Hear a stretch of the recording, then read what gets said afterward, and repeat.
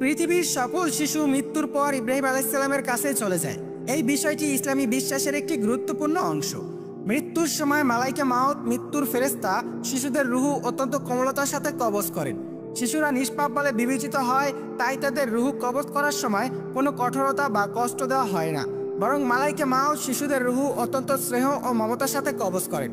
হাদিসে বর্ণিত হয়েছে, যদি কোনো শিশু কষ্ট বা সংকটময় পরিস্থিতিতে থাকে তাহলে আল্লাহ তাআলা মালাইকা মাউতকে নির্দেশনা দেন যেন সেই শিশুর রুহ দ্রুত ও কোমলতার সাথে কবজ করা হয়।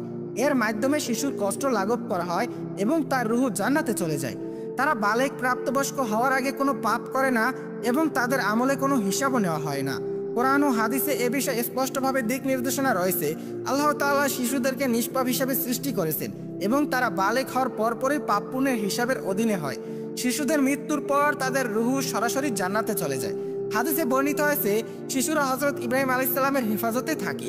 তারা কিয়ামত পর্যন্ত নবীর জিম্মায় থাকবে। কিয়ামতের দিন যদি তাদের পিতামাতা জান্নাতে প্রবেশ করে তাহলে শিশুদেরকে তাদের কাছে হস্তান্তর করা হবে। তবে যদি পিতামাতা জাহান্নামে চলে যায় তাহলে শিশুরা হযরত ইব্রাহিম আলাইহিস সালামের জিম্মায় থাকবে।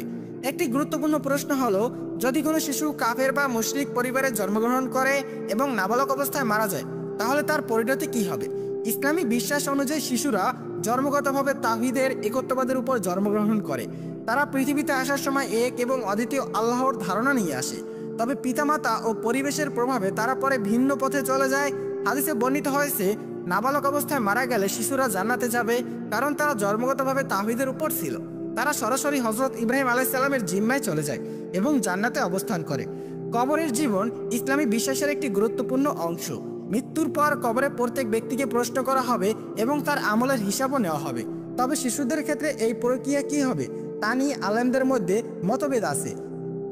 কিছু আলেমের মতে শিশুদের কবরে প্রশ্ন করা হবে, তবে আল্লাহ তাদের বুদ্ধিমত্তা দান করবেন যাতে তারা প্রশ্নের উত্তর দিতে পারে।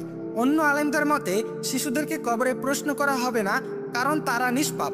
হাদিসে বর্ণিত হয়েছে, কবরের সংকোচন যা সব মৃত ব্যক্তির জন্য হয় শিশুদের জন্যও প্রযোজ্য। তবে এই সংকোচন তাদের জন্য কষ্টদায়ক হবে না, কারণ তারা নিষ্পাপ।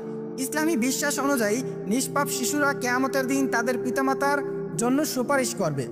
যদি পিতামাতা তাওহীদের বিশ্বাসী হয় তাহলে শিশুদের সুপারিশ আল্লাহর দরবারে কবুল হবে। এর মাধ্যমে পিতামাতা জান্নাতে প্রবেশ করতে পারবে। শিশুরা জান্নাতে হযরত ইব্রাহিম আলাইহিস সালামের জিম্মায় থাকবে। যদি তাদের পিতামাতা জান্নাতে প্রবেশ করে তাহলে শিশুদেরকে তাদের কাছে হস্তান্তর করা হবে। তবে যদি পিতামাতা জাহান্নামে চলে যায় তাহলে শিশুরা হযরত ইব্রাহিম আলাইহিস সালামের কাছেই জান্নাতে থেকে যাবেন।